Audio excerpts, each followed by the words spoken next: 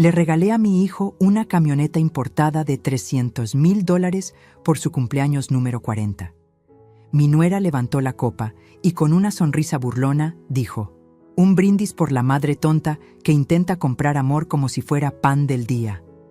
Todos se rieron. Yo solo sonreí, me levanté y me fui sin decir una palabra. Pero lo que hice después de esa noche, ella no lo va a olvidar jamás. Si me hubieras visto hace 6 meses, parada en medio de aquel salón con 200 personas mirándome, habrías pensado que era la mujer más patética del mundo. Y tal vez tenías razón. Ahí estaba yo, Carmen Elena Mendoza, 67 años, con mi vestido azul marino que había comprado especialmente para esa noche, sosteniendo las llaves de una Mercedes-Benz G-Wagon negra de 5 millones de pesos, mientras mi nuera levantaba su copa de champán francés. ¡Un brindis!, gritó Valentina con esa voz que perfeccionó en sus clases de actuación frustradas. Por la madre tonta que intenta comprar amor como si fuera pan del día. El salón emperador del Hotel Marquis estalló en risas. Risas nerviosas de algunos, carcajadas crueles de otros. Mi hijo Rodrigo bajó la mirada, apretó los puños, pero no dijo nada. Nunca decía nada cuando ella hablaba. ¿Sabes qué se siente cuando 200 pares de ojos te atraviesan con lástima? Es como si te arrancaran la piel lentamente. El mariachi que había contratado dejó de tocar. Las flores holandesas que decoraban las mesas parecían marchitarse con mi humillación. Incluso el moño rojo gigante que había puesto sobre la camioneta parecía burlarse de mí. Pero yo solo sonreí.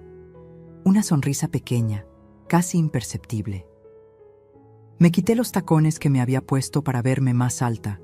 Los dejé ahí mismo sobre el escenario de mármol italiano y caminé descalza hacia la salida mientras el vestido azul marino barría el piso.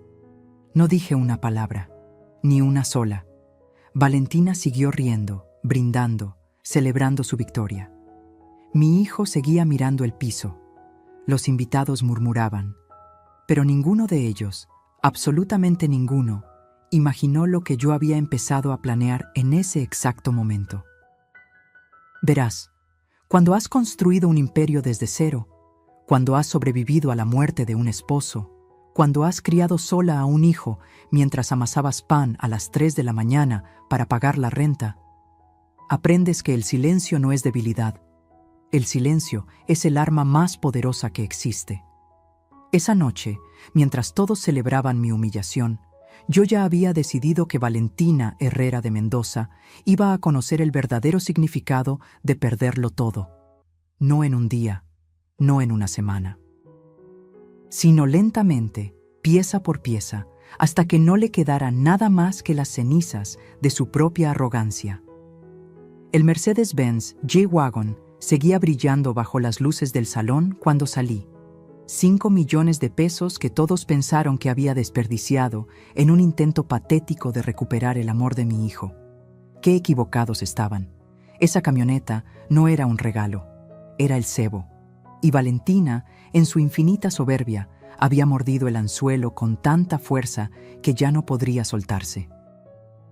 Mi nombre es Carmen Elena Mendoza. Tengo 67 años. Y esta es la historia de cómo destruí a la mujer que intentó destruirme a mí.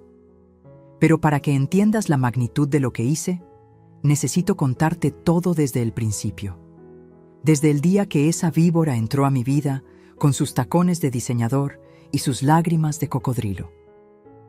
Porque lo que nadie sabía esa noche, lo que ni siquiera mi propio hijo sospechaba, era que yo había estado grabando cada conversación, documentando cada mentira, preparando cada movimiento durante 5 largos años. La camioneta era solo la carnada. El verdadero espectáculo estaba por comenzar. Y si crees que conoces el final de esta historia, te equivocas. Porque hay secretos en mi familia que ni yo misma conocía hasta hace poco. Secretos que cambiarían todo. Secretos que harían que esa noche del brindis pareciera un juego de niños comparado con lo que vendría después. Pero antes de contarte cómo terminó todo, necesitas saber cómo empezó. Cómo una viuda que vendía pan dulce en el mercado de Xochimilco terminó siendo dueña de 22 panaderías. y cómo su único hijo, su orgullo, su razón de vivir, terminó casándose con el demonio vestido de Versace. Si estás lista para escuchar esta historia, si de verdad quieres saber hasta dónde puede llegar una madre cuando la empujan al límite, entonces suscríbete ahora porque lo que viene te va a dejar sin aliento. Esta no es solo mi historia, es la historia de todas las madres que han sido menospreciadas, humilladas, descartadas, y es la prueba de que nunca, jamás subestimes a una mujer que ha sobrevivido a todo. Necesitas entender algo. Yo no nací con dinero. Mi padre, Eliseo Gutiérrez, era albañil en Xochimilco. Mi madre, Remedios, lavaba ropa ajena en una piedra de río que todavía existe, aunque ahora está seca. Éramos 7 hermanos durmiendo en 2 cuartos, compartiendo zapatos para ir a la escuela, comiendo frijoles con sal cuando había, y cuando no había, pues solo sal. Me casé con Alberto Mendoza a los 19 años. Era supervisor de obra, ganaba 1,200 pesos al mes, y para mí era un príncipe. Nos mudamos a un departamento de 2 habitaciones en la colonia Doctores. Las paredes tenían humedad, el techo goteaba cuando llovía, pero era nuestro. Ahí nació Rodrigo, un 15 de septiembre, mientras los cohetes de la Independencia iluminaban el cielo. Alberto murió cuando yo tenía 27 años. Un andamio mal puesto, dijeron. Cayó desde el 8º piso de una construcción en Polanco. La empresa le dio las gracias a mi esposo muerto con 50,000 pesos de indemnización. 50,000 pesos por una vida. Ni siquiera alcanzaba para el funeral. Esa noche, con mi bebé de 8 años durmiendo en la cama que todavía olía a su padre, tomé la decisión que cambiaría todo. Mi abuela Esperanza me había enseñado a hacer pan cuando era niña. Era lo único que sabía hacer bien, además de llorar. Y llorar no pagaba la renta.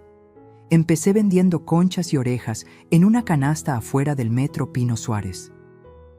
Me levantaba a las 2 de la mañana, amasaba hasta las 5, horneaba en el horno de la vecina que me cobraba 100 pesos por usarlo, y a las 7 ya estaba parada en mi esquina. Rodrigo iba conmigo antes de la escuela, me ayudaba a gritar: «¡Pan dulce! ¡Lleve su pan dulce calientito!». ¿Sabes cuántas veces la policía me corrió? ¿Cuántas veces tuve que sobornarlos con mi ganancia del día para que no me quitaran mi canasta? Pero seguí, siempre seguí. Un día, don Aurelio Sánchez, dueño de 3 cafeterías en el centro, probó mis cuernitos de queso. Me ofreció surtirle 200 piezas diarias. Era el milagro que había estado esperando. Con ese dinero, pude rentar un local pequeñito en la calle Regina.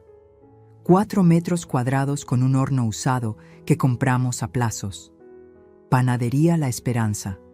Así le puse, como mi abuela. Rodrigo creció entre harina y levadura. Hacía su tarea en una mesita junto al horno mientras yo trabajaba. A los 15 ya sabía hacer bolillos perfectos. A los 18 llevaba la contabilidad. Era brillante mi muchacho. Sacó la carrera de administración en la UNAM, mientras yo abría la segunda panadería en Coyoacán. Para cuando Rodrigo cumplió 30 años, ya teníamos 11 panaderías. 11. Desde Xochimilco hasta Satélite. Empleábamos a 87 personas, la mayoría mujeres solas como yo había sido. Les pagaba bien, les daba prestaciones, aguinaldo completo. Algunas lloraban cuando les entregaba su primer seguro médico. Yo entendía esas lágrimas. Fue entonces cuando apareció Valentina. Era septiembre del 2019. Lo recuerdo perfectamente porque acabábamos de inaugurar la panadería número 12 en San Ángel. Rodrigo llegó a la fiesta de apertura con ella del brazo. Alta, delgada como modelo de revista, con un vestido blanco que probablemente costaba más que lo que yo ganaba en mi primer año vendiendo pan. Tenía esa belleza artificial de las que salen en la televisión. Nariz operada, labios inflados, pómulos que parecían cortados con cuchillo. «Mamá, ella es Valentina Herrera, mi novia».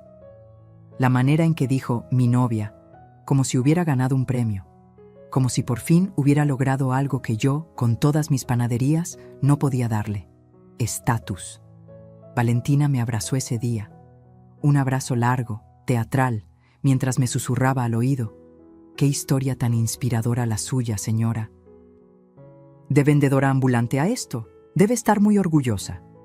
Vendedora ambulante, no empresaria, no mujer de negocios, vendedora ambulante. Pero sonreí, claro que sonreí. Mi hijo estaba enamorado.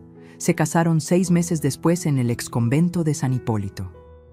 Yo pagué todo: el vestido de 300,000 pesos importado de España, los arreglos florales que trajeron de Ámsterdam, la cena para 400 invitados donde sirvieron langosta y vino francés. Del lado de Valentina solo vinieron 20 personas. «Mi familia es muy pequeña», dijo. «Soy casi huérfana, como usted quedó viuda tan joven». Como yo. Siempre encontraba la manera de compararse conmigo, de recordarme mis tragedias. Les regalé una casa en las lomas de Chapultepec. 5 millones de pesos de enganche, mensualidades de 80,000 pesos que yo pagaba religiosamente. Les di un puesto importante a ambos en la empresa. Rodrigo como director general, Valentina como directora de Relaciones Públicas, aunque nunca supe exactamente qué relaciones públicas manejaba.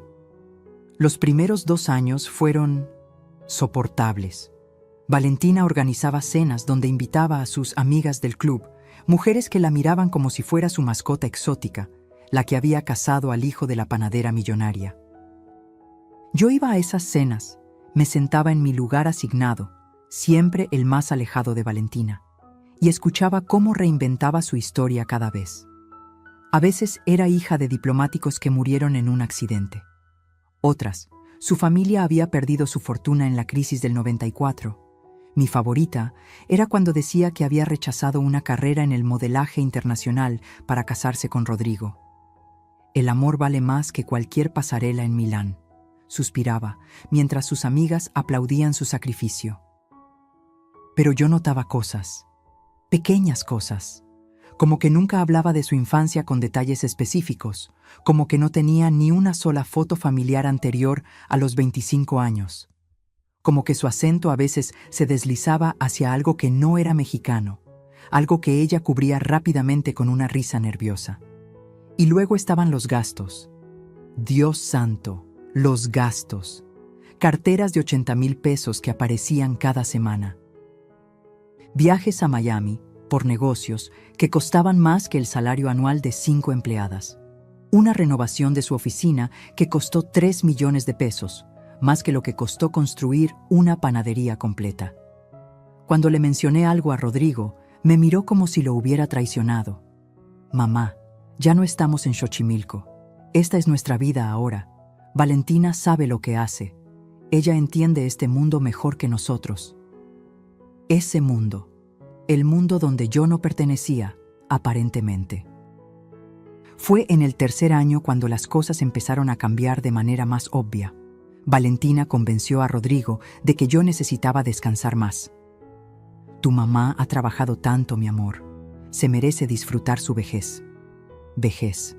Tenía 64 años y me levantaba a las 5 de la mañana para supervisar la producción. Pero de repente era una anciana. Empezaron a excluirme de las juntas importantes. «Para no estresarte, mamá». Cambiaron proveedores sin consultarme. Valentina tiene contactos mejores. Contrataron a un consultor estratégico, primo de Valentina, por supuesto, que cobraba 200,000 pesos al mes por decirnos que necesitábamos modernizarnos. Y yo, la estúpida de Carmen Elena, lo permití. Porque cada vez que intentaba protestar, Rodrigo me miraba con esos ojos cansados y me decía: «Mamá, por favor. Valentina solo quiere ayudar. ¿No puedes confiar en mi esposa?» Confiar. Qué palabra tan peligrosa cuando la usa tu propio hijo en tu contra. Para cuando llegó el 4.º año, yo había perdido el control de casi todo. Seguía siendo la dueña en papel, pero las decisiones las tomaban ellos. Las contraseñas del banco las manejaba Valentina por seguridad.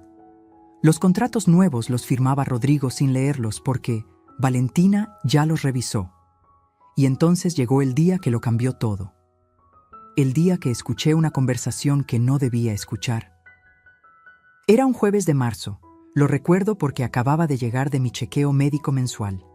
El doctor Fonseca me había dicho que mi presión estaba un poco alta, nada grave, pero que debía reducir el estrés. Casi me río en su cara. ¿Reducir el estrés mientras veía cómo desmantelaban mi vida empresa por empresa?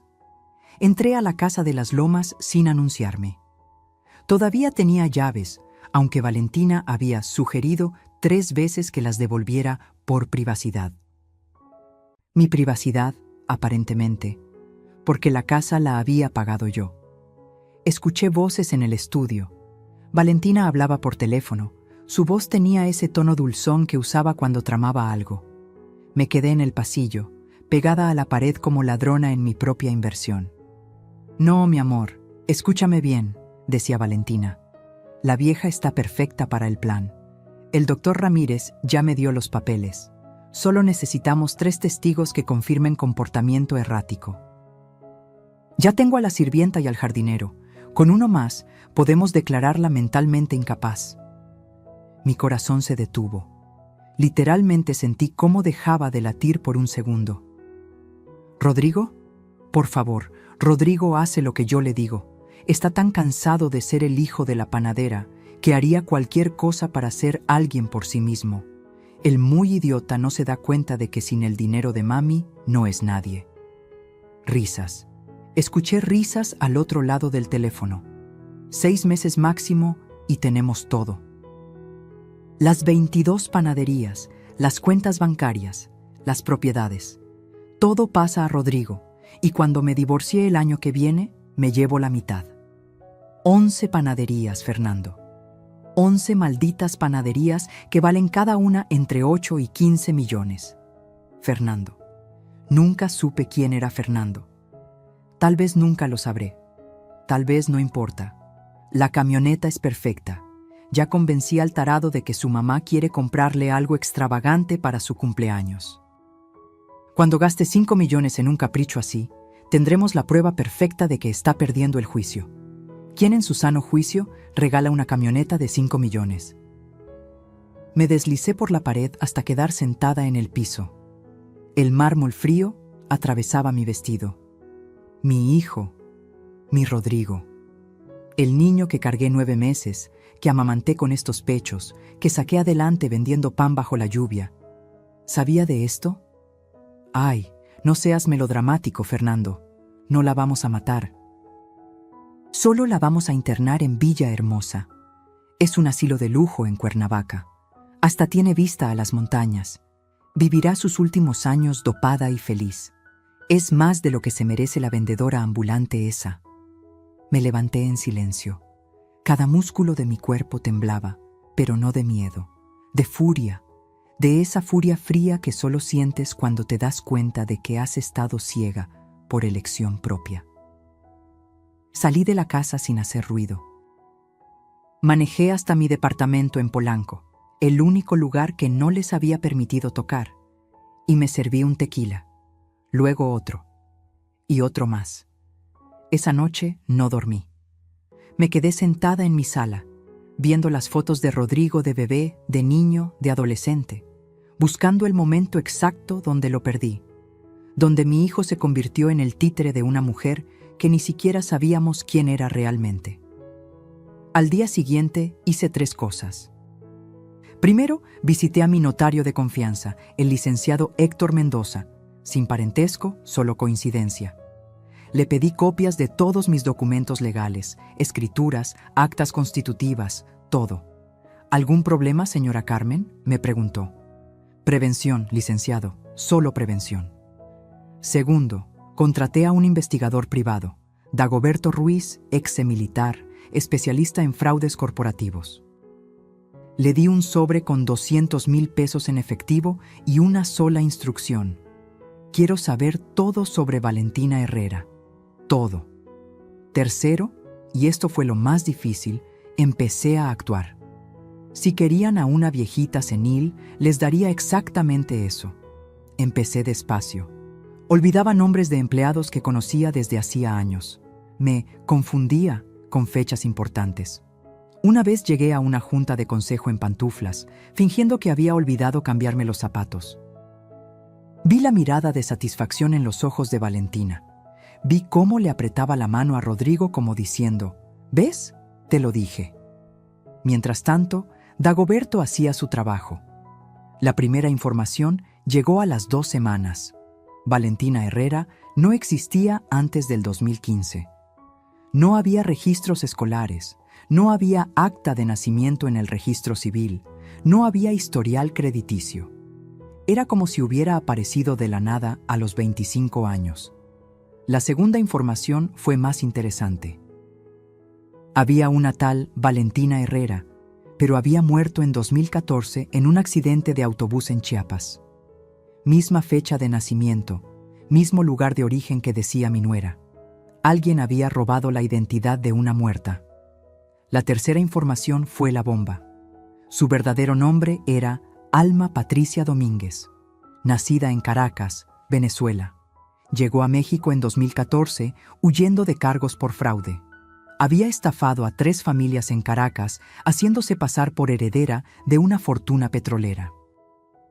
Pero lo mejor, lo absolutamente delicioso, fue lo que Dagoberto descubrió en la 4ª semana. Alma Patricia Domínguez estaba casada.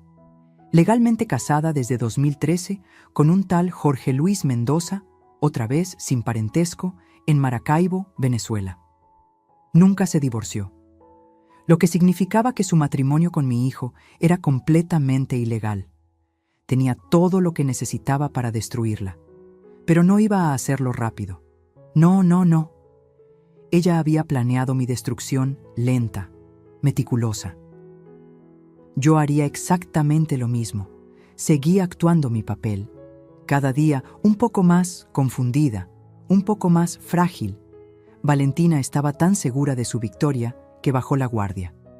Empezó a ser más obvia con sus desprecios, más cruel con sus comentarios. Una vez, en una cena familiar, me sirvió la comida en un plato de plástico, mientras todos los demás usaban la vajilla de porcelana. Es que a veces se te caen las cosas, suegrita. No queremos accidentes. Rodrigo no dijo nada. Solo miró su plato y siguió comiendo. Otra vez me encontró viendo álbumes de fotos viejas y me las arrebató. Ay, señora Carmen, vivir en el pasado no es sano. Hay que mirar hacia adelante. Luego las tiró a la basura frente a mí. Eran las únicas fotos que tenía de Alberto. Las rescaté de la basura esa noche, llorando de rabia, no de tristeza. Y entonces llegó la conversación sobre la camioneta. Mamá, me dijo Rodrigo un día, con Valentina colgada de su brazo como garrapata. Mi cumpleaños número 40 se acerca. Sé que siempre has querido darme algo especial. Claro, mijo. ¿Qué quieres? Valentina se adelantó.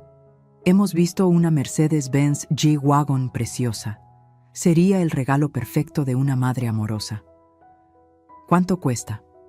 5 millones de pesos, dijo Valentina con esa sonrisa de víbora. Pero usted puede pagarla, ¿verdad, suegra? Después de todo, es su único hijo. La miré directamente a los ojos.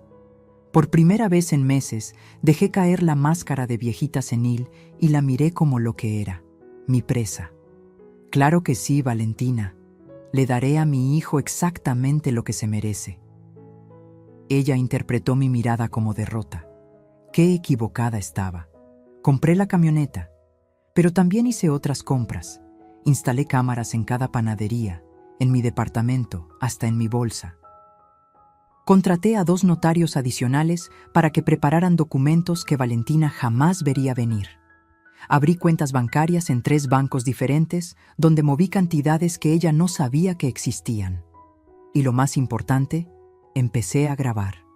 Todo. Cada conversación, cada humillación, cada mentira. El día del cumpleaños de Rodrigo se acercaba.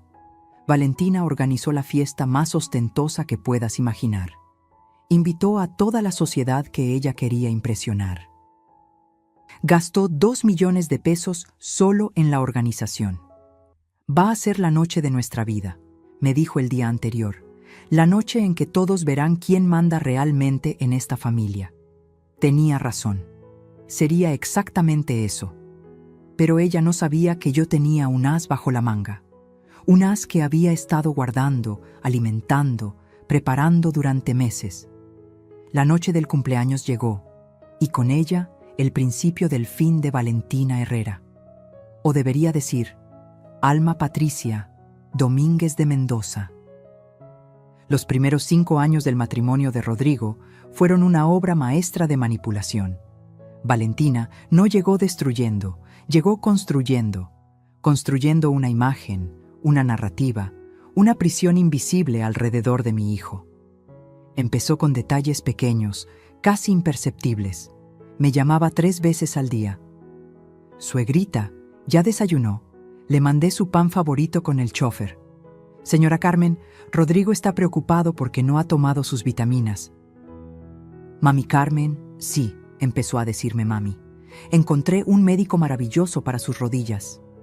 Cada llamada era una actuación.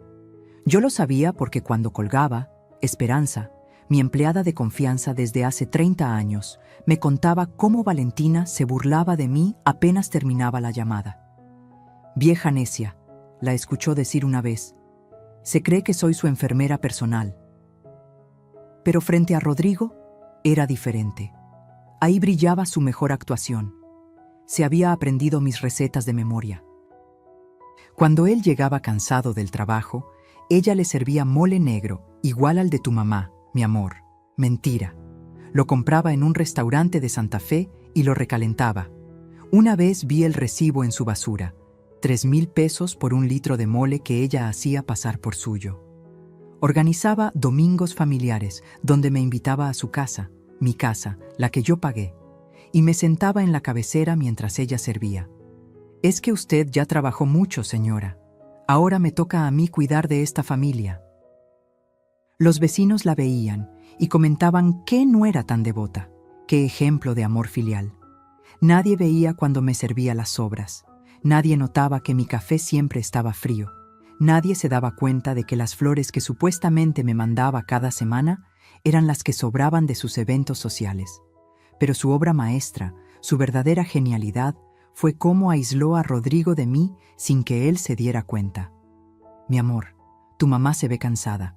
Mejor no la molestemos con problemas de la empresa. Rodrigo, tu mami necesita descansar. Yo me encargo de llevarle los reportes. Cariño, no le digas lo del préstamo bancario, solo la vas a preocupar. Cada frase era un ladrillo en el muro que construía entre nosotros. Y Rodrigo, exhausto de trabajar 12 horas diarias, agradecido de tener una esposa que se preocupaba por su madre, aceptaba todo.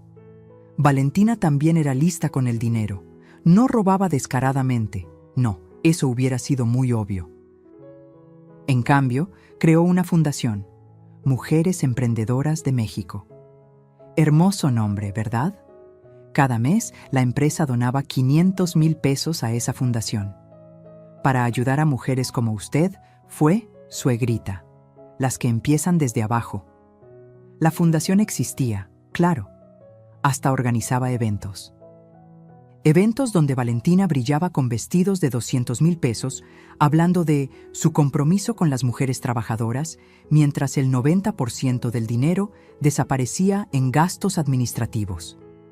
Su primo era el tesorero, su mejor amiga, la secretaria, su estilista, sí, tenía un estilista, era el coordinador de imagen corporativa con sueldo de 80,000 pesos mensuales, y luego estaban las reformas a las panaderías. Modernización, le llamaba ella.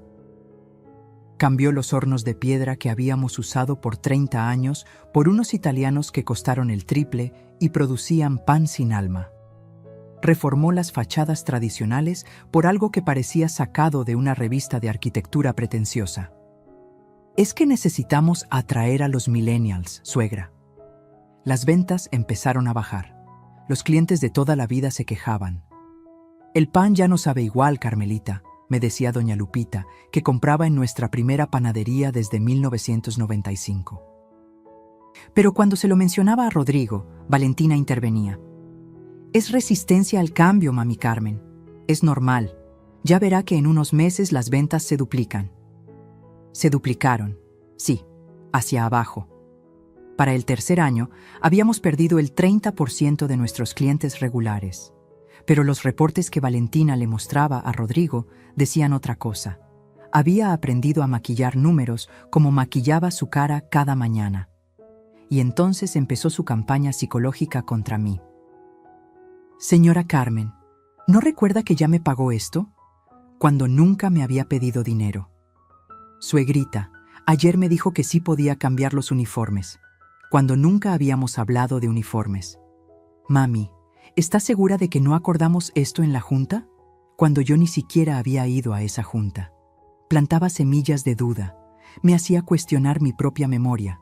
Una vez llegó a mover mis llaves, mi bolsa, mis lentes, y luego encontrarlos en lugares absurdos. Aquí están sus lentes, suegra. En el refrigerador. ¿Ve por qué me preocupo por usted? Rodrigo empezó a mirarme diferente, con preocupación, con lástima. Mi propio hijo me miraba como si fuera una bomba de tiempo a punto de explotar. Mamá, tal vez deberías ver a un especialista. Mamá, Valentina dice que has estado olvidando cosas. Mamá, ¿estás segura de que estás bien? Y yo, que podría haberle mostrado las grabaciones que ya tenía para entonces, que podría haberle revelado quién era realmente su esposa, callé. Porque necesitaba que Valentina confiara.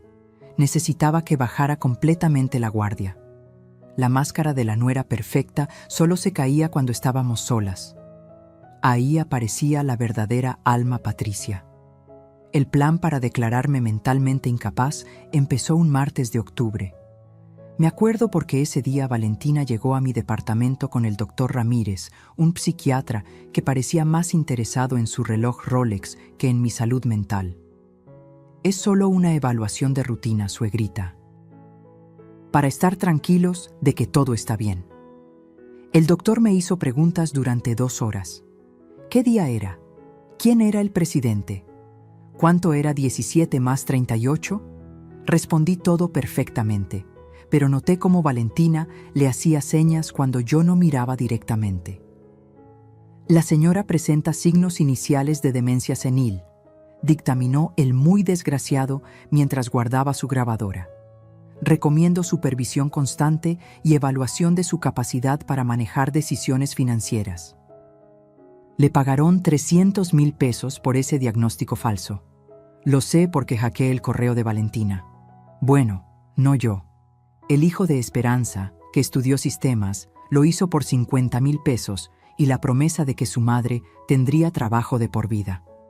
Después del doctor vinieron los incidentes manufacturados. Valentina empezó a organizar comidas donde me ponía en situaciones imposibles.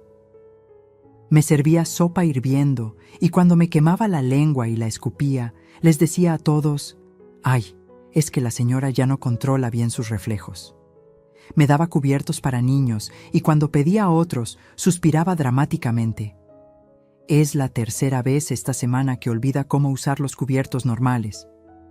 Una vez, en el cumpleaños de su amiga Patricia, me dio una pastilla para el dolor de cabeza, que me mareó tanto que tuve que agarrarme de las paredes para caminar. ¿Ven? Por eso no la dejamos sola.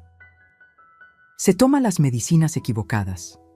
Pero el golpe maestro fue cuando falsificó mi firma en un cheque de 800,000 pesos para su fundación fantasma. Cuando reclamé en el banco, ella ya había preparado el terreno. Le había dicho al gerente, con lágrimas de cocodrilo, que su suegra estaba perdiendo la memoria y firmando cosas sin recordarlas.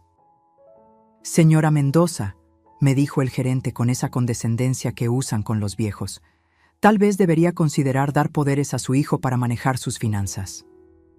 Rodrigo estaba ahí, viéndome con una mezcla de vergüenza y preocupación. «Mamá, no pasa nada, fue un error, pero creo que el señor tiene razón. Valentina y yo podemos ayudarte con esto. ¿Sabes qué se siente cuando tu propio hijo, tu sangre, tu todo, te mira como si fueras un problema a resolver? Es como si te arrancaran el alma en pedacitos. Esa noche lloré. Lloré como no había llorado desde la muerte de Alberto. Pero entre lágrima y lágrima tomé una decisión. Si querían guerra, guerra tendrían. Empecé mi contraataque de manera sutil. Primero, visité a la doctora Patricia Olmedo, neuróloga con 30 años de experiencia y, más importante, enemiga profesional del doctor Ramírez desde que él le robó una investigación en la universidad. Doctora, necesito evaluaciones neurológicas completas y necesito que sean irrefutables. Me sometí a todo: resonancias magnéticas, electroencefalogramas, pruebas cognitivas de 8 horas. Los resultados fueron contundentes. Mi cerebro estaba más sano que el de muchos de 40 años. Después, empecé a documentar todo con una obsesión enfermiza. Cada conversación la grababa con mi celular escondido. Cada documento lo escaneaba por triplicado. Cada movimiento bancario lo respaldaba con screenshots y estados de cuenta. Contraté a 3 empleadas nuevas en las panaderías, mujeres de mi absoluta confianza que en realidad eran testigos. Les pagaba extra para que observaran y reportaran todo lo que Valentina hacía. Una era exempleada bancaria y detectó irregularidades en la contabilidad que yo fingí no notar. Otra era exauditora del SAT y encontró facturas falsas por millones. La tercera era simplemente muy observadora y grabó a Valentina sacando dinero de las cajas registradoras cuando creía que nadie la veía. Pero lo más inteligente que hice fue contratar a Marina, una actriz retirada de telenovelas que ahora daba clases. Le pagué 200,000 pesos por enseñarme a actuar. Sí, a actuar. A fingir demencia de manera creíble pero no exagerada. A tener episodios en los momentos exactos para que Valentina se confiara más.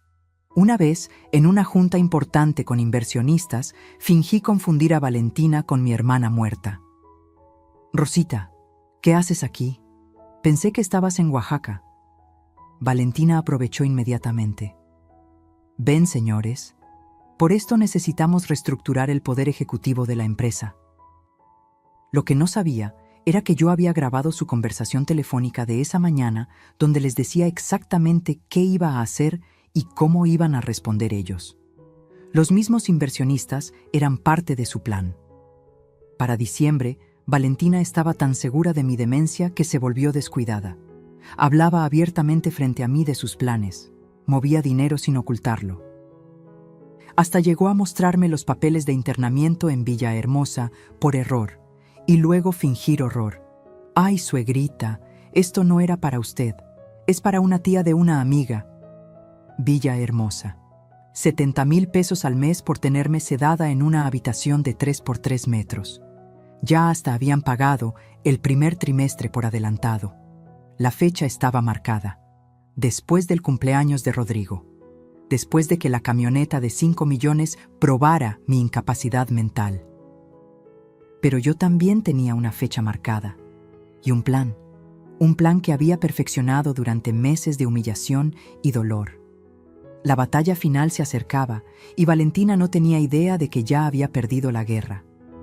El despojo empezó con la panadería Esperanza de Coyoacán, mi segunda sucursal, la que abrí con el sudor de 5 años vendiendo pan en la calle.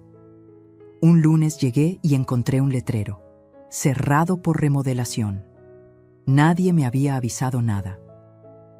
«Es una sorpresa que le teníamos, suegrita», me dijo Valentina con su sonrisa de hiena. «Vamos a convertirla en un café boutique. Los panaderías tradicionales ya no dejan dinero». Cuando vi los planos, casi vomito. Habían destruido el horno de piedra que construí con mis propias manos. Los azulejos de Talavera que puse uno por uno, los habían tirado a la basura. En su lugar, paredes blancas minimalistas y una máquina de café de 2 millones de pesos. «¿Dónde están mis empleadas?», pregunté por Rosa, María y Carmen, que llevaban conmigo 15 años. Las liquidamos, no sabían hacer capuchinos. Liquidadas, como si fueran objetos defectuosos. Rosa tenía 3 hijos en la universidad. María mantenía a su madre enferma. Carmen acababa de quedarse viuda, pero a Valentina eso no le importaba. La segunda en caer fue la panadería de Xochimilco, la más rentable, la que facturaba 3 millones al mes.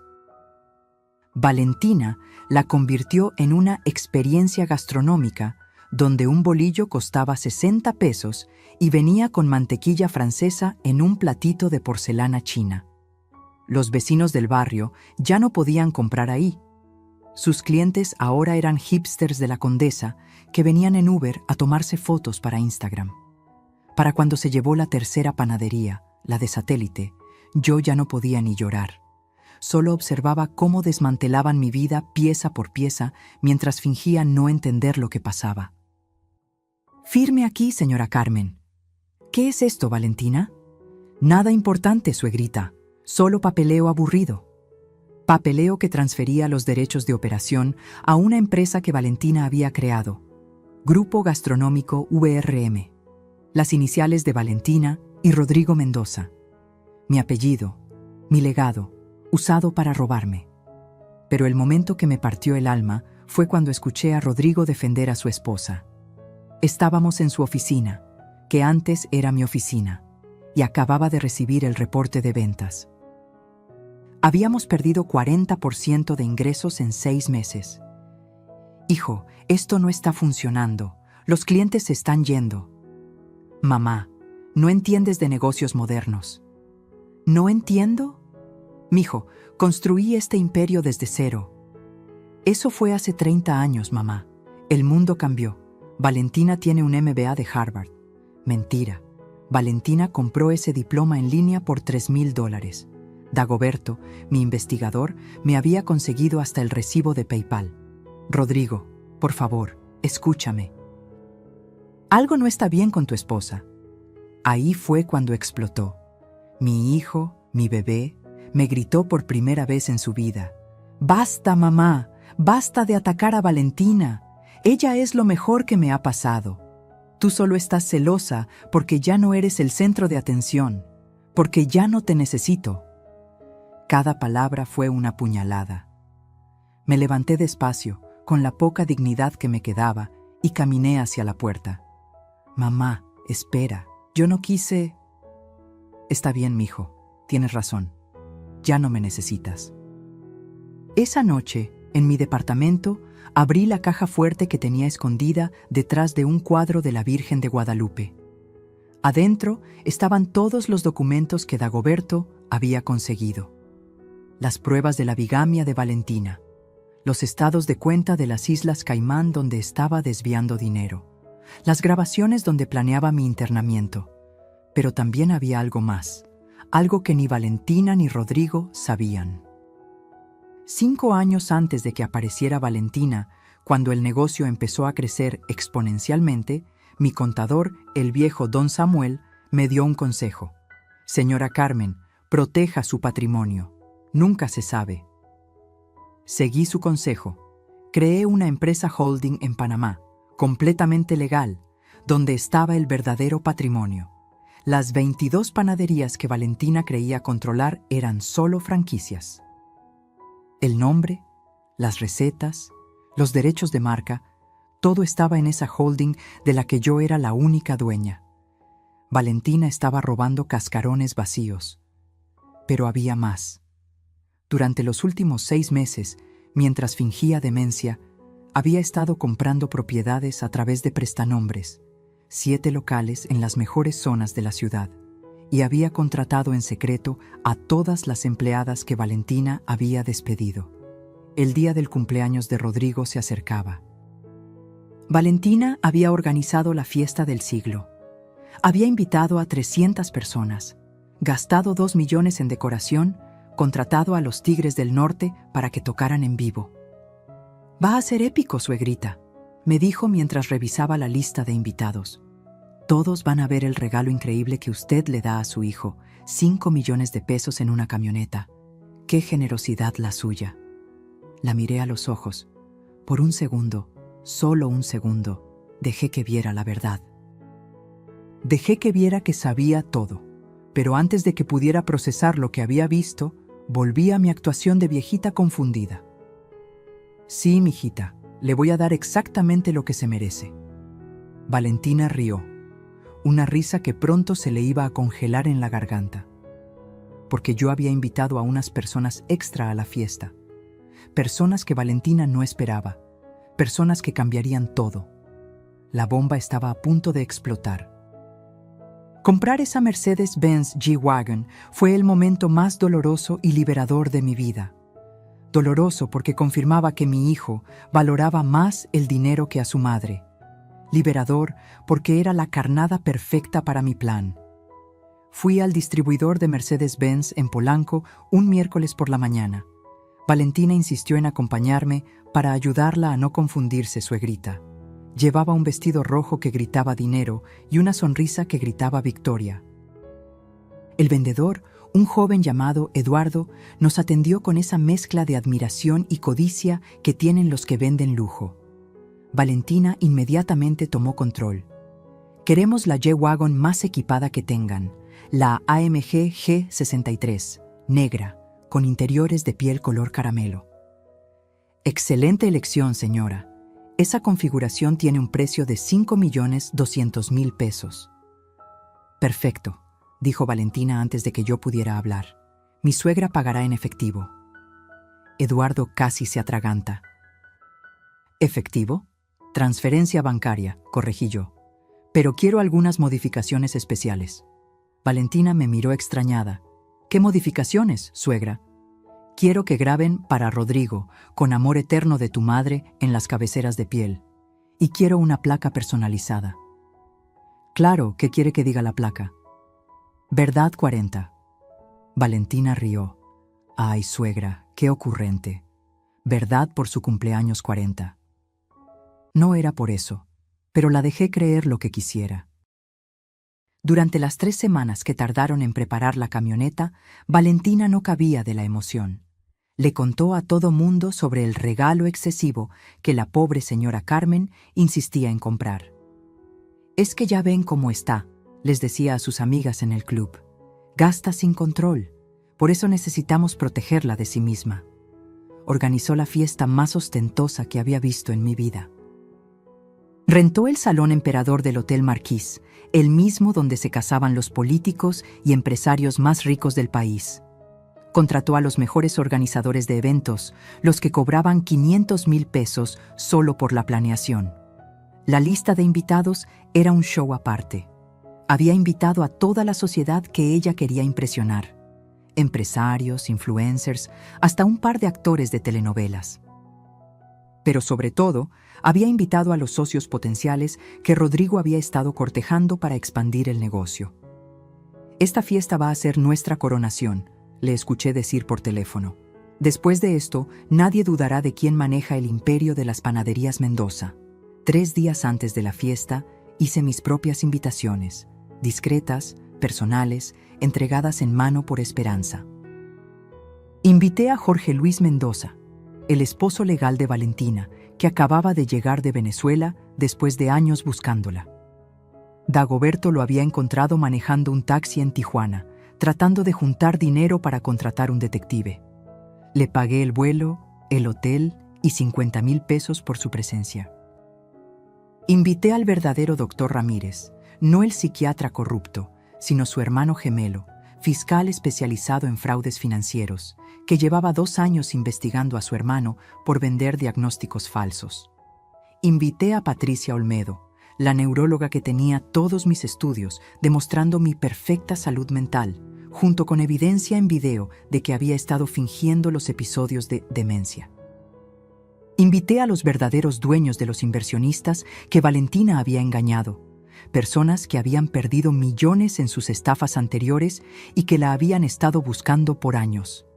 E invité a Alma Gutiérrez, la verdadera Valentina Herrera, que no había muerto en ningún accidente. Estaba vivita y coleando en Chiapas, muy sorprendida de descubrir que alguien había robado su identidad y la había declarado muerta. Pero mi invitada estrella era otra, alguien que nadie esperaba. El día de la fiesta llegó. Me puse mi mejor vestido, el azul marino que había comprado especialmente para la ocasión. No era caro ni ostentoso, pero me veía digna. Me veía como lo que era, una guerrera a punto de ganar su última batalla. Llegué temprano al salón. La camioneta ya estaba ahí, brillando bajo las luces, con un moño rojo gigantesco que Valentina había insistido en poner. Para que parezca más regalo, suegrita. Los invitados empezaron a llegar.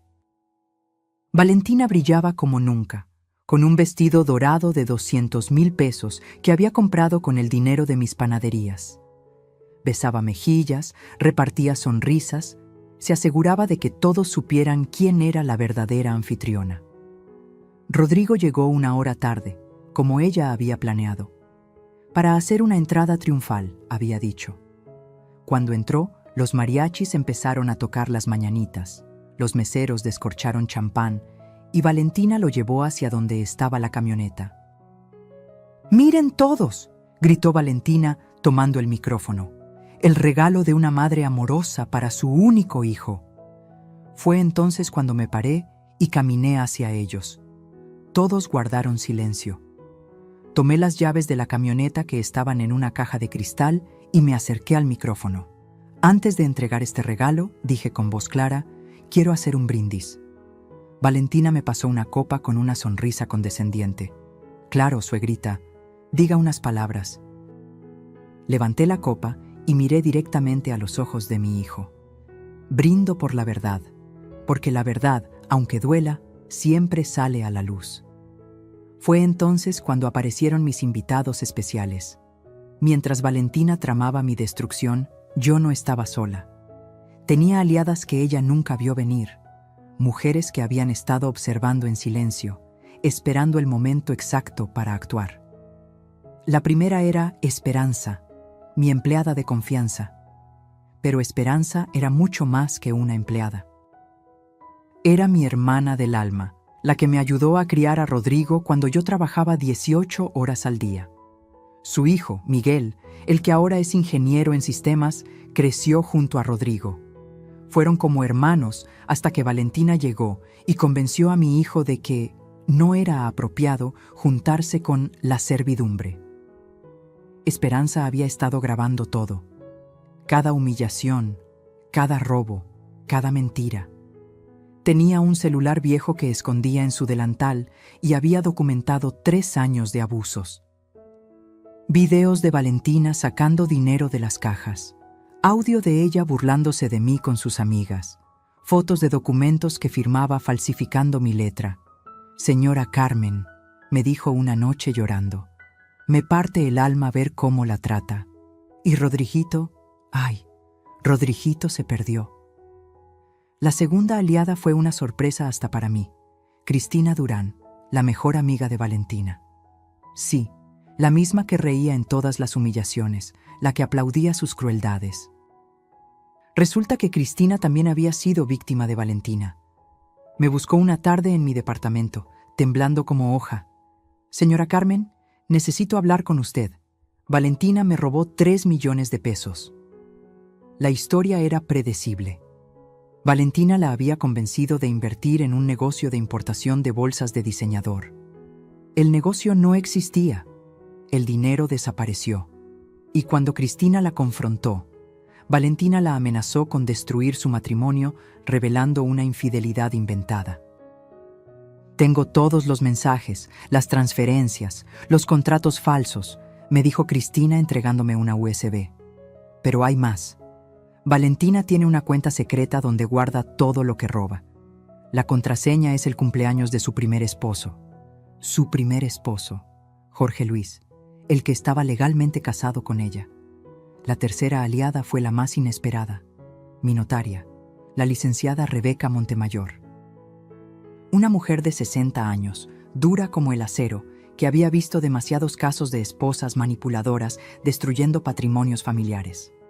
«Carmen», me dijo en su oficina con vista a Reforma, «lo que está pasando es criminal y tengo una idea». Su idea era brillante. Mientras Valentina creía estar transfiriendo las panaderías a su nombre, en realidad estaba firmando documentos que no decían lo que ella pensaba. Rebeca había usado un truco legal antiquísimo. Las transferencias requerían una segunda firma de validación que nunca llegó. Todos los papeles que Valentina había falsificado eran legalmente inválidos. Además, añadió Rebeca con una sonrisa que daba miedo, «tengo un primo en la Fiscalía especializada en delitos financieros. Le va a interesar mucho el caso de la Fundación Fantasma de su nuera». Pero mi aliada más valiosa fue alguien que Valentina había olvidado que existía. Rosa María Domínguez, su propia madre. Dagoberto la encontró en Caracas, viviendo en un asilo de caridad. Valentina, o Alma Patricia, su verdadero nombre, la había abandonado hacía 10 años, diciéndole que se iba a casar con un millonario mexicano y que volvería por ella. Mi hija siempre fue ambiciosa, me dijo Rosa María por videollamada, con lágrimas en los ojos. Desde niña mentía, robaba, manipulaba. Pensé que cambiaría, pero cuando robó los ahorros de toda la vida de su padre y lo dejó morir sin poder pagar el hospital, supe que había criado a un monstruo. Rosa María tenía algo invaluable: el acta de nacimiento original de Alma Patricia, sus registros escolares donde había sido expulsada por robo y, lo más importante, una orden de aprehensión de Venezuela por fraude que seguía vigente. Señora Carmen, me dijo, ayúdeme a venir a México. Quiero ver la cara de mi hija cuando sepa que su madre está viva y dispuesta a testificar en su contra. Le pagué el vuelo, la hospedé en un hotel discreto en Coyoacán y la preparé para la fiesta. Mientras tanto, seguí perfeccionando mi actuación. Cada día me mostraba más confundida, más frágil. Valentina estaba tan embriagada con su próxima victoria que no notó cuando instalé cámaras en su casa. No vio cuando copié todos sus archivos de la computadora. No se dio cuenta de que su teléfono estaba intervenido. Una semana antes del cumpleaños, la escuché hablar con alguien llamado Fernando. Después de la fiesta, internamos a la vieja. Ya tengo a los enfermeros contratados. Van a venir a las 3 de la mañana cuando todos estén borrachos. Se la llevan sedada y para cuando Rodrigo despierte, su mamá ya va a estar en Villa Hermosa. ¿Y si el hijo se opone? No se va a oponer. Le voy a decir que su madre intentó suicidarse. Tengo pastillas para dormir que voy a poner en su bolsa. Con eso y el episodio de la camioneta, cualquier juez nos va a dar la razón. Escuché mi sentencia de muerte civil con una calma que me sorprendió. No sentí miedo, no sentí tristeza, solo sentí una fría determinación. Esa noche llamé a todas mis aliadas. El día de la fiesta, necesito que estén listas. Vamos a darle a Valentina el espectáculo de su vida. Cristina confirmó que traería las pruebas del fraude. Rebeca tendría los documentos legales listos. Rosa María estaría esperando en una habitación del hotel. Esperanza tendría todas las grabaciones en una laptop conectada a las pantallas del salón. Y yo tenía la bomba final. Algo que había descubierto apenas 2 días antes y que cambiaría todo. Valentina no solo estaba casada con Jorge Luis, estaba embarazada de Fernando, su amante. El padre no era Rodrigo. La guerra estaba por terminar y yo tenía todas las armas. 3 noches antes del cumpleaños de Rodrigo, manejé sola a Guadalajara. Le dije a todos que iba a visitar a una prima enferma. Mentira. Iba a ver al licenciado Alejandro Mendoza Torres, el mejor notario de Jalisco y, casualidad divina, primo hermano de mi difunto Alberto. Carmen, ¿estás segura de esto?, me preguntó después de revisar los documentos que le llevé. Más segura que nunca, Alejandro. Mi hijo eligió su camino, ahora yo elijo el mío. Esa noche firmé un nuevo testamento. Uno que nadie conocía. Uno que dejaría a Valentina y a Rodrigo exactamente con lo que merecían. Pero el testamento era solo parte del plan. Lo verdaderamente brillante era lo que había construido en secreto durante los últimos 5 años, mientras todos me creían una viejita indefensa.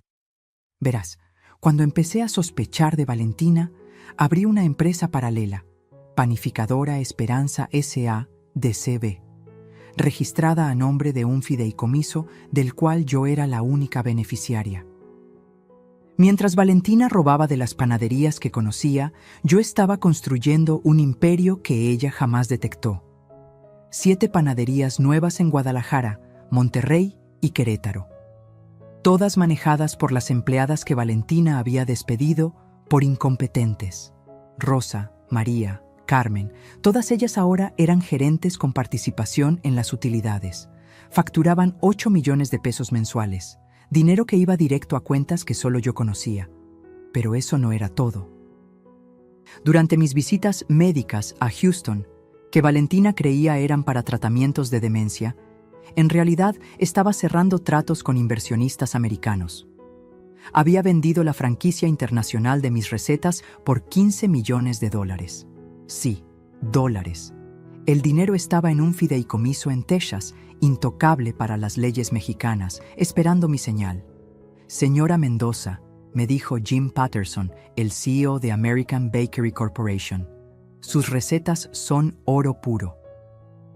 Vamos a abrir 50 locales en California y Texas. Mientras firmaba ese contrato, Valentina estaba en México robándose migajas. De regreso en mi departamento de Polanco, saqué la caja fuerte escondida detrás del cuadro de la Virgen. Adentro, junto a todos los documentos que había recolectado, agregué el Nuevo Testamento. Pero también había algo más. Una carta para Rodrigo. Una carta que había reescrito 100 veces y que entregaría solo si las cosas salían como esperaba. «Mijo», empezaba la carta, «cuando leas esto, probablemente me odies, pero prefiero tu odio honesto que tu amor manipulado. El día antes de la fiesta, instalé las últimas piezas del rompecabezas. Primero, visité a mi banco y transferí 5 millones de pesos a una cuenta especial. No era para la camioneta, esa ya estaba pagada. Era para algo mucho mejor. Después, me reuní con los verdaderos empleados de Villahermosa, el asilo donde Valentina planeaba internarme. «Doctor Márquez», le dije al director, «mi nuera pagó 3 meses por adelantado para internarme contra mi voluntad. Aquí está el recibo». Le mostré la copia que había sacado del bolso de Valentina. «Esto es secuestro y ustedes serían cómplices». El hombre palideció. «Señora Mendoza, nosotros no sabíamos. Ella dijo que usted había firmado los papeles». «Mentira, pero le propongo un trato. Ustedes van a hacer exactamente lo que les voy a pedir, y yo no los denuncio. Es más, les pago el doble de lo que ella les dio». El plan era simple. Cuando los enfermeros vinieran por mí, se llevarían a alguien más. Alguien que había aceptado ayudarme por 100,000 pesos y la promesa de unas largas vacaciones. Esa noche, la última antes del cumpleaños, no pude dormir. Me senté en mi balcón viendo las luces de la ciudad, tomando un té de canela como me enseñó mi abuela Esperanza. A las 3 de la madrugada, mi teléfono sonó. Era un mensaje de voz de Valentina que había mandado por error, o tal vez queriendo torturarme. «Fernando, mi amor, después de mañana somos libres. La vieja se va al asilo, Rodrigo se queda con la culpa y las deudas, y nosotros nos vamos a Suiza con todo el dinero. El bebé va a nacer en Europa, lejos de este infierno. Te amo. El bebé, el hijo que mi hijo creía suyo». Tomé mi grabadora y guardé ese mensaje. Era la última pieza de evidencia que necesitaba. El día del cumpleaños amaneció soleado, sin una nube en el cielo. Era el 15 de marzo, curiosamente los idus de marzo, el día que asesinaron a Julio César. ¡Qué apropiado! Me bañé despacio, me peiné con cuidado, me puse el vestido azul marino. En el espejo vi a Carmen Elena Mendoza, no la víctima que Valentina había creado, sino la guerrera que siempre fui. Antes de salir, hice una última llamada. «Esperanza, activa el plan. Es hora». En algún lugar de la ciudad, mis aliadas se estaban preparando. Las pantallas del salón habían sido hackeadas por Miguel, el hijo de Esperanza. Los videos estaban listos para proyectarse. Los invitados especiales estaban en posición. Y yo, con las llaves de la camioneta en mi bolso, junto a una USB que contenía 3 años de crímenes documentados, me dirigí a la fiesta. Valentina creía que esa noche sería mi humillación final. No tenía idea de que sería la suya. Cuando entré al Salón Emperador, Valentina ya estaba en su elemento. Recibía a los invitados como una reina, con su vestido dorado que brillaba bajo los candelabros de cristal. Rodrigo estaba a su lado, incómodo en su smoking, sonriendo esa sonrisa forzada que ponía cuando ella lo exhibía como trofeo. «Ahí está la estrella de la noche», gritó Valentina cuando me vio, con esa voz falsa que usaba en público. La generosa madre que regala camionetas de 5 millones. 200 pares de ojos se volvieron hacia mí, algunos con burla, otros con lástima, la mayoría con ese morbo cruel de los que disfrutan viendo caer a otros. Me acerqué despacio, sonriendo. Valentina me abrazó teatralmente para las fotos. Llegó su hora, suegrita, me susurró al oído. Después de esta noche, todos sabrán que está loca. Tienes razón, le susurré de vuelta. Después de esta noche, todos sabrán la verdad. Ella rió, creyendo que deliraba. La cena transcurrió según su guión. Valentina había preparado todo para hacerme quedar mal. Mi plato era diferente al de los demás, comida en papilla, porque a la señora se le dificulta masticar. Mi copa tenía agua mientras todos tomaban vino. Es que con sus medicamentos no puede beber. Mi silla estaba apartada de la mesa principal, para que esté más cómoda. Cada humillación era recibida con risitas nerviosas de los invitados. Vi a algunos empresarios importantes intercambiar miradas. Vi a las esposas de los socios cuchichear. Todos pensando lo mismo. Pobre vieja senil. A las 10 de la noche llegó el momento del brindis. Valentina tomó el micrófono con su copa de champán Moet Chandon de 3,000 pesos la botella. ¡Un brindis!, gritó con su voz entrenada para fingir emoción. Por la madre tonta que intenta comprar amor como si fuera pan del día. El salón estalló en risas. Cruel, despiadada, horrible risa. Fue mi señal. Me levanté despacio, me quité los tacones con calma y caminé descalza hacia la salida. Pero antes de llegar a la puerta, me detuve y volví. Tienes razón, Valentina, dije tomando el micrófono que ella había dejado. Soy una tonta. Fui tonta por confiar, tonta por creer, tonta por no ver lo que todos aquí van a ver ahora. Saqué mi celular y presioné enviar. En las pantallas gigantes del salón empezó a reproducirse un video. Era Valentina en mi casa, sacando dinero de mi bolsa mientras yo dormía. Su voz se escuchaba clara.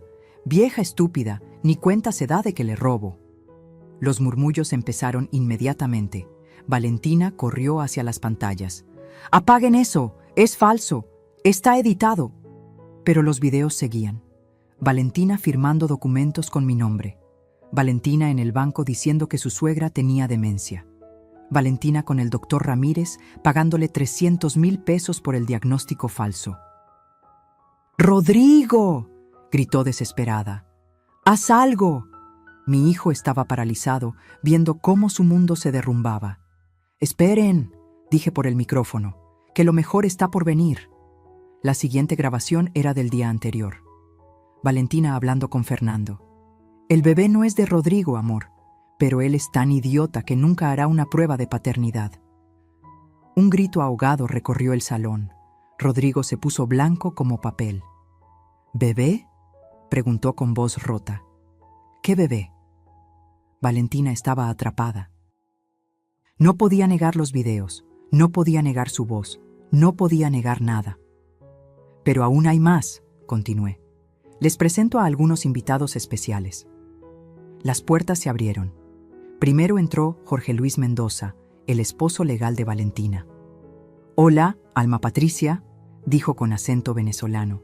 5 años buscándote, mi amor, y sigues casada conmigo». Valentina parecía a punto de desmayarse. «No, tú, ¿cómo?». Después entró la verdadera Valentina Herrera, vivita y coleando. «Mucho gusto», dijo la mujer. «Soy Valentina Herrera, la verdadera, y vengo a denunciar robo de identidad». Luego entró el fiscal Ramírez, hermano del doctor corrupto. «Señora Alma Patricia Domínguez, queda arrestada por fraude, falsificación de documentos, robo de identidad y bigamia». Pero el golpe final vino de la última persona en entrar. Rosa María Domínguez, la madre de Valentina. «Mija», dijo la señora con lágrimas en los ojos. «¿Valió la pena? ¿Valió la pena destruir a otra familia como destruiste la nuestra?». Valentina cayó de rodillas. Su vestido dorado se arrugó en el piso de mármol. El maquillaje perfecto se corrió con las lágrimas. La máscara finalmente había caído. «¡Carmen!», gritó. «Por favor, piensa en Rodrigo, piensa en tu hijo». Me acerqué a ella, me agaché hasta estar a su altura y le dije suave pero claro para que todos escucharan. Pensé en él. Por eso hice todo esto, para salvarlo de ti. La policía se la llevó esa misma noche, pero antes de que saliera, me acerqué una última vez. La camioneta nunca fue para Rodrigo. Era el precio de tu libertad. 5 millones de pesos para desenmascarar a una criminal. La mejor inversión de mi vida. El salón estaba en silencio absoluto. Los invitados no sabían dónde mirar. Los meseros habían dejado de servir. Hasta los mariachis estaban mudos. Rodrigo seguía parado en el mismo lugar, como estatua. Rodrigo me miraba como si fuera la primera vez que me veía. Ahí, parado en medio del salón con su smoking de 100,000 pesos, parecía un niño perdido. El mismo niño que lloraba cuando se raspaba las rodillas, el que me abrazaba cuando los truenos lo asustaban. «Mamá, ¿todo esto lo planeaste?» «No, mijo, todo esto lo planeó tu esposa. Yo solo me defendí». Se dejó caer en una silla. Los invitados empezaron a irse en silencio, como quien huye de un funeral. En 15 minutos, el salón quedó vacío. Solo quedamos Rodrigo, yo, Esperanza y el abogado que había traído conmigo. «Licenciado Gutiérrez», le dije al abogado, «explíquele a mi hijo su situación legal». El abogado, un hombre de 60 años con cara de bulldog, abrió su portafolio. «Señor Mendoza, su matrimonio es nulo. La señora Valentina, o mejor dicho, Alma Patricia, estaba casada cuando se unió a usted. Eso significa que legalmente usted nunca estuvo casado». ¿Y las propiedades? ¿Las cuentas bancarias? Todo lo que está a nombre de ambos puede ser reclamado únicamente por usted. Ella no tiene derecho a nada. ¿Y el bebé? Ahí me dolió el corazón. Ver a mi hijo preguntar por un bebé que no era suyo. «Rodrigo», le dije suave, «ella está embarazada de Fernando, su amante. Lo admitió en las grabaciones». Se quebró. Mi hijo, mi muchachito fuerte, lloró como no lo había visto llorar desde que murió su padre. Me acerqué para abrazarlo, pero me rechazó. «No me toques, tú también me mentiste, me hiciste creer que estabas perdiendo la cabeza para protegerte». «No necesitaba tu protección, necesitaba que confiaras en mí». ¿Confiar? Rodrigo, cuando intenté advertirte, me gritaste, me dijiste que estaba celosa, me echaste de tu vida. Porque ella me convenció. Exacto, ella te convenció, tan fácilmente, tan rápido, ¿y querías que confiara en ti? La verdad le pegó como cachetada. Se levantó tambaleante y caminó hacia la salida. ¿A dónde vas? A emborracharme hasta olvidar que existo. No, vas a ir a tu casa, vas a dormir y mañana vamos a arreglar este desastre, juntos. ¿Juntos? Mamá, vendiste las panaderías, ¿verdad? Por eso ella no encontraba el dinero. No las vendí, las protegí, siguen siendo nuestras. ¿Nuestras? Siempre fueron nuestras, mijo, siempre. Esa noche lo llevé a su casa. La casa que había pagado yo, pero que por primera vez sentía suya. Mientras dormía su borrachera, revisé los papeles que Valentina había dejado. Descubrí más horrores. Préstamos a mi nombre por 10 millones de pesos, contratos con proveedores fantasma, hasta una demanda laboral falsa preparada para quitarme más dinero. A la mañana siguiente, Valentina intentó negociar desde el reclusorio donde esperaba su proceso. Mandó a su abogado, un tipo con cara de rata que cobró 50,000 pesos solo por venir a verme. Mi cliente está dispuesta a irse del país si retiran los cargos. No. Podría contar cosas sobre su hijo que dañarían su reputación. ¿Qué cosas? ¿Que fue víctima de una estafadora? Todo mundo ya lo sabe. Tenemos fotos comprometedoras. Me reí. Por primera vez en meses, me reí de verdad. ¿Fotos editadas como las que usó para chantajear a Cristina Durán? Ya las revisó un perito, todas falsas. El abogado tragó saliva. ¿Qué quiere entonces? Justicia. Que pague por cada peso robado, por cada mentira dicha, por cada día de tortura psicológica. Eso podría ser 20 años de cárcel. Entonces que sean 30. 48 horas después del cumpleaños, el divorcio estaba completo. Bueno, la anulación, porque divorcio no podía haber de un matrimonio que nunca existió. Valentina fue sentenciada a 15 años de prisión. Hubieran sido más, pero su embarazo le dio atenuantes. Fernando, su amante, huyó a Colombia donde lo agarraron por otros fraudes. Jorge Luis, el esposo legal, no quiso saber nada de ella y se regresó a Venezuela. El bebé nació en prisión, una niña. La madre de Valentina, Rosa María, pidió la custodia y se la dieron. Me buscó antes de irse. Señora Carmen, siento mucho todo lo que mi hija le hizo. Usted no tiene la culpa, señora. Criaré a esta niña diferente. Le enseñaré valores, le enseñaré a trabajar. No será como su madre. Le di un sobre con 200,000 pesos, para la niña, para que tenga oportunidades. La señora lloró. Usted es lo que mi hija nunca pudo ser, una verdadera dama. Rodrigo tardó meses en perdonarme, no por lo que hice, sino por cómo lo hice, por no confiar en él, por tratarlo como otro enemigo en lugar de una víctima. Pero poco a poco, trabajando juntos en reconstruir las panaderías, volvimos a encontrarnos.